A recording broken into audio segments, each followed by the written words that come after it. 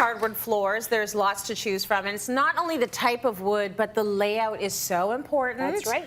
I think that herringbone is something that is so gorgeous that we've been seeing forever. So and you want to show us some pictures of that because as much as it's timeless, it's also kind of trendy. It is. You know what? Hardwood is basically the foundation of your whole house. Yes. I mean, I run it through everywhere, even in my bathrooms, which sometimes shocks people, but it actually warms up the bathroom. It does. And all the cold surfaces. So picking the hardwood is so very important. And look what you did in this space, though, when it comes to the herringbone. Well, you know what? You can pick a specific space. I wouldn't want your whole house, but being that was a lobby to a brand new condo that I did, and you know what? It was just beautiful because it focuses right in on the fireplace, and it makes that room really special. Yeah. It stands out, and it's very, as I said, timeless. Yes, it goes way back, but again, it's making a wonderful comeback, which I love. It's a little bit more expensive to lay it in a herringbone, which is, I think, what has given it this quality. That's right, a very special quality. It's a very special quality, and you want to keep it for the very special place in your home. That's right. It would be too busy if you did your whole house in it.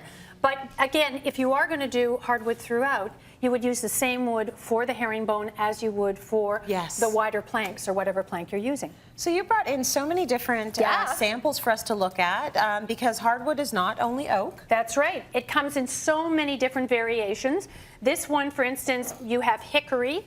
I like the color of it. I know, isn't that beautiful? And very all the samples I have come in a number of different colors. Okay. And then you have white oak, which would be here. I'm going to just pull that over so you can get a feeling for that, and you can see the way it's been brushed. Yeah, nice. And then underneath, I love this one of my favorites. This one is black walnut. And they come in different thicknesses, as well as some of these beautiful pieces here. You can really go into things like this maple. You'll see a lot of maple, and you'll see, again, white oak. And look at all the different color variations, this one in gray. Yeah, people are doing gray. Yeah, I know, it's lovely. Blonde color stains. So there's lots. But that, again, as I said, that is such an important investment. Yes. And that choice is going to say everything about the rest of your house and how you decorate and what you do with it. That's right. Yeah, so it's very important. What are you saying about the home that you're building in Arizona? What have you decided to, like, what's your statement hardwood? This is my hardwood. This is your hardwood? This so what is does my this hardwood. say to you? Does it say... Do you know what? There's a softness about it. Yeah. It's got a beautiful medium tone about it.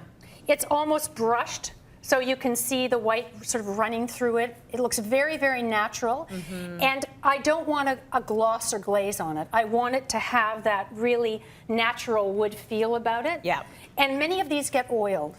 Okay. Yes, so that it keeps this beautiful patina to the wood. I feel like the glossiness is something that was very big back in the day, and people are moving away from that. They want everything to look as natural as possible. That's right. What's nice about this is it's going to be a good counterbalance to, you know, the stone and the clay. That's right. This is going to warm it up. It's going to warm it out. And as I said, I go through the bathrooms. I go through everywhere with the hardwood. I love the flow of that. I like the way it warms everything up. Yeah, it's and nice. then that's the base for everything that you layer on top. Absolutely. Right? So what do we have here? Now these are really interesting. These are more what you would call exotic woods. Okay. This is from Carpet Mill. This is Sapele. And then all the other samples that I have are from vintage flooring. And this one, that's acacia wood. Look at that. So this is lovely. Well, I like the fact that we're doing these really big, thick planks as well. I think and they can even go bigger. You can just keep going up.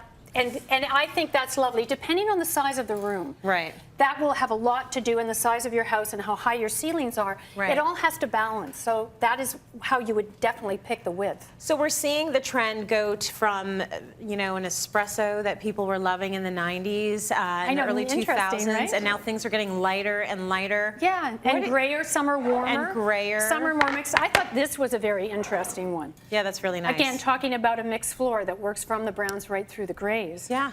And then classics like this.